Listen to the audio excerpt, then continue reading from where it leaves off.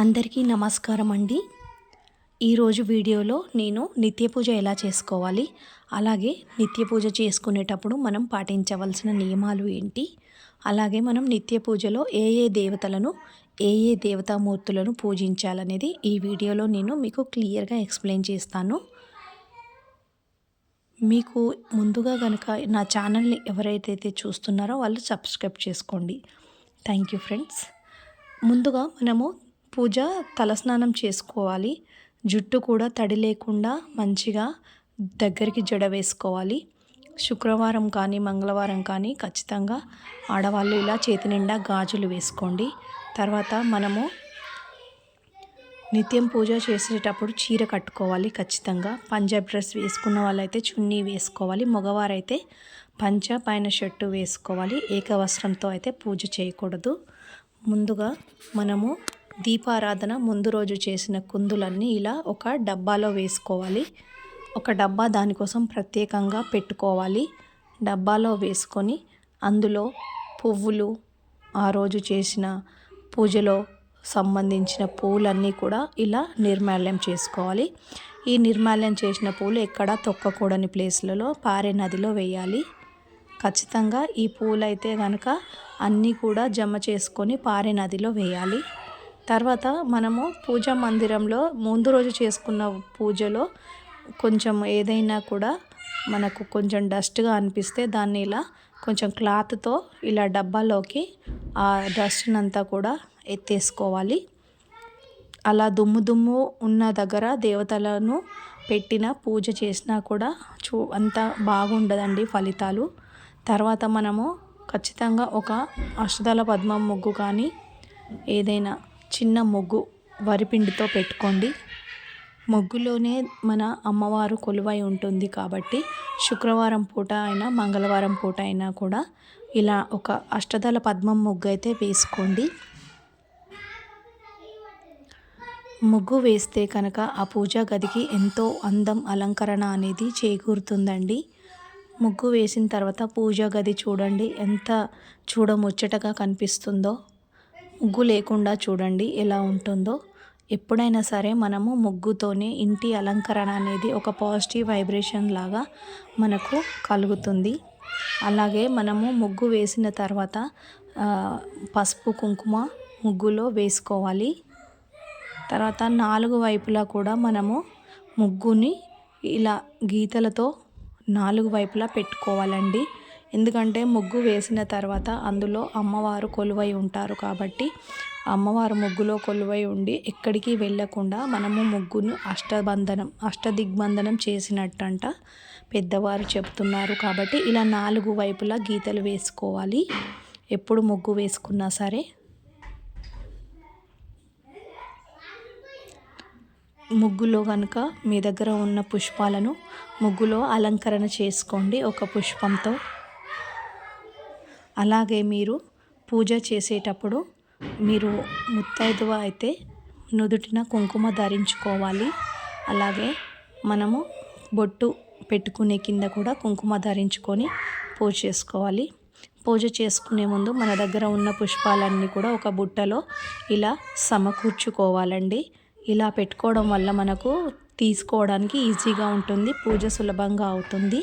అదే విధంగా మనం తలలో కూడా పువ్వులు అనేది పెట్టుకోవాలి.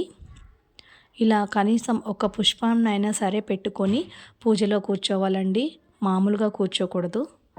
అలాగే ఒక పంచపాత్ర అయితే రెడీ చేసుకోవాలండి. ఎందుకంటే మనం పూజ చేసేటప్పుడు అందులో అక్షితలు, పసుపు, కుంకుమ, గంధం ఉంటుంది కదా. మాటికి లేచే పని లేకుండా ప్రోక్షణ చేయడానికి అక్షింతలు, పసుపు, కుంకుమ, గంధం వేసుకోవడానికి ఖచ్చితంగా ఈ పంచపాత్ర ఏర్పాటు చేసుకోవాలి. మనం ఎన్ని కుందులు ఏర్పాటు చేసుకోవాలనేది మన ఇంటి ఆచారాలను బట్టి మనం కుందులు ఏర్పాటు చేసుకోవాలి. ఇక్కడ నేనైతే మంగళవారము కామాక్షి దీపం కుందునైతే ఏర్పాటు చేసుకుంటాను, శుక్రవారం పూట కూడా. ఇంకా మనము పుష్పాలను కూడా ఇలా పటాలకి నిండుగా అలంకరించుకోవాలి. మన దగ్గర ఉన్న దేవతామూర్తులకు మనం ఏ దేవతలను పూజిస్తున్నామో ఆ విగ్రహాల దగ్గర కూడా ఇలా పసుపు, పువ్వులు ఏవైనా మన దగ్గర ఉన్న పువ్వులు, గులాబీలు, చామంతిలు, మల్లెపూలు, ఎరుపు, తెలుపు పువ్వులను మనం దేవతామూర్తుల దగ్గర ఏర్పాటు చేసుకోవాలండి. మన ఇంట్లో పూసిన పూలు ఉంటే ఇంకా మంచిదండి. చాలా మంచి మోక్షం వస్తుంది మన ఇంట్లో పూసిన పూలతో పెడితే. మనము ముందుగా కుందులకు పసుపు గంధము, కుంకుమ పెట్టుకొని అందులో మనము దీపారాధన చేసే నూనెను వేసుకోవాలి. నూనె వేసుకున్నాకే వత్తిని వేయాలండి, ముందుగా వత్తిని వేయకూడదు. ఇక్కడ 2 వత్తులు కలిసి ఒక వత్తిగా నేను ఏర్పాటు చేసుకున్నాను. అలా మేము 2 కుందులు పెట్టుకుంటాము. శుక్రవారం పూజ చేస్తున్నాను కాబట్టి కామాక్షి దీపాన్ని కూడా నేను ఏర్పాటు చేసుకున్నాను. మనం పూజ చేసే ముందు పూజా గది ముందైతే ఇలా కొంచెం తడి క్లాత్తో నీళ్లు చిలకరించుకొని అక్కడ మందిరం ముందైతే ఒక చిన్న ముగ్గునైతే పెట్టుకోవాలి. ఆ ముగ్గును కూడా వరిపిండితో, బియ్య పిండితోనే పెట్టుకోవాలండి. ఇక్కడ నా దగ్గర ఉన్న ముగ్గు ఫిల్టర్స్తో ఇలా కమలం పువ్వు ముగ్గునైతే వేశాను. అమ్మవారికి కమలం పువ్వు అంటే ఇష్టం కాబట్టి కమలం పువ్వు ఫిల్టర్స్ని తీసుకున్నాను. ప్రతి శుక్రవారం రోజు ఇలా కమలం పువ్వు ముగ్గులు వేయడానికే నేను ఇష్టపడతాను. అలాగే మన దగ్గర ఉన్న ఇక్కడ ఈ దాంట్లో మనం వాటర్లో ఈ పువ్వులు అనేది దేవత గది ముందు ఇలా ఏర్పాటు చేసుకోవాలి. నీళ్ళలో పువ్వులు వేసి కలశంలో పెట్టినట్టుగా ఇలా పూలన్నీ కూడా అమర్చుకోవాలి. మన దగ్గర ఉన్న పూలు, రంగురంగుల పూలన్నీ 5 రకాలుగా పువ్వులు వేసుకుంటే చాలా చక్కగా నిండుగా కూడా పూజ గది కనిపిస్తుంది. అలాగే ముగ్గులో కూడా మనము పుష్పాలను ఏర్పాటు చేసుకోవాలి. అలాగే మనము ఇక్కడ ఒక కలశాన్ని, ఒక ఆచమన పాత్రని 2 ఏర్పాటు చేసుకోవాలి. కలశం వచ్చేసి దేవతల కోసం పెట్టుకోవాలి. ఆచమన పాత్ర అనేది మన కోసం పెట్టుకోవాలి. ప్రతిసారి ఇలా 2 పెట్టుకోవాలండి. ఎందుకంటే ఇవి పూజలో 2 యూజ్ చేయాలి. దేవునికి యూజ్ చేసింది మనం యూజ్ చేయవద్దు. అందుకోసమని దేవునికి ఒకటి, మనకొకటి ఇలా 2 పెట్టుకోవాలండి. దీంట్లో వాటర్ వేసుకొని కొంచెం పసుపు, అక్షింతలు వేసుకోవాలి.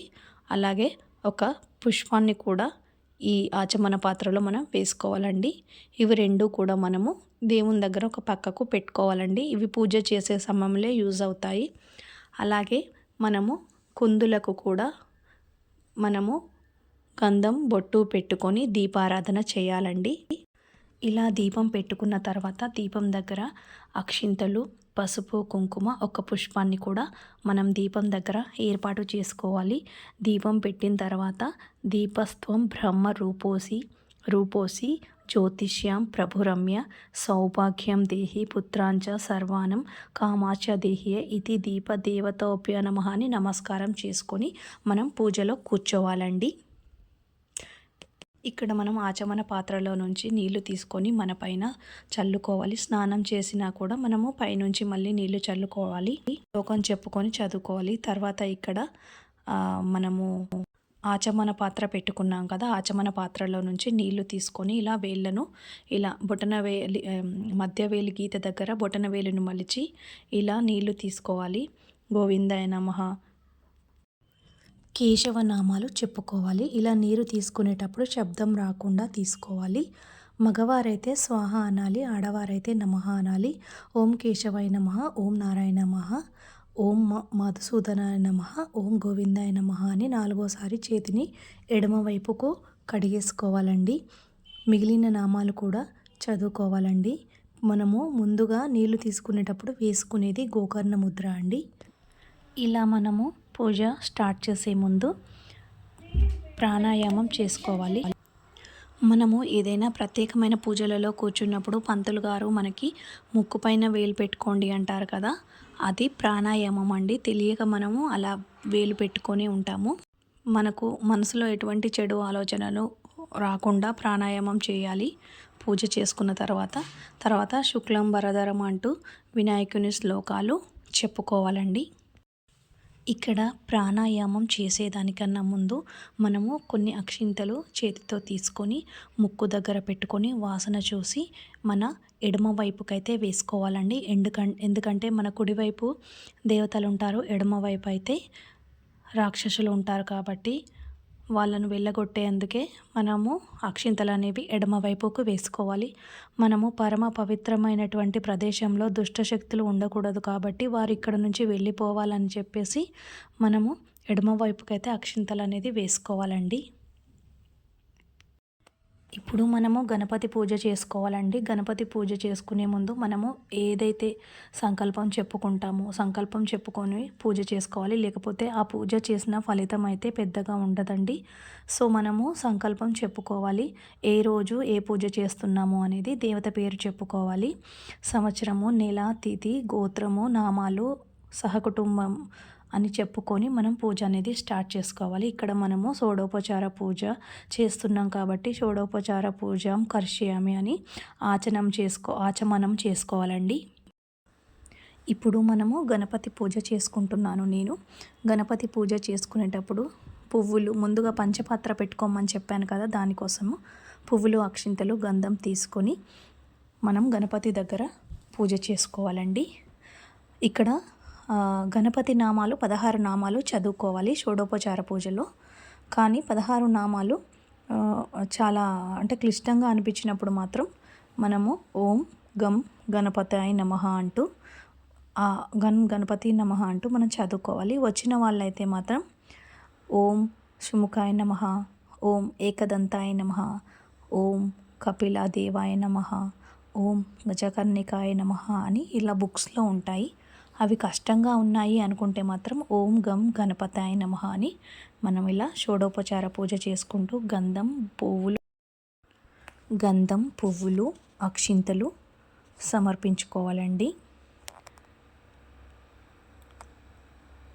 గణపతి పూజ చేసుకున్న తర్వాత మనము ఏ దేవతకైతే పూజ చేసుకుంటున్నామో ఆ దేవతకి మనం పూజ చేసుకోవాల్సి ఉంటుంది. ఇలా గంధం పువ్వులు అక్షింతలు సమర్పించుకున్న తర్వాత 16 నామాలు చదువుకున్న తర్వాత మనం లక్ష్మీదేవతకు పూజ చేసుకున్నట్లయితే లక్ష్మీ పూజ స్టార్ట్ చేసుకోవాలి. ఈరోజు శుక్రవారం కాబట్టి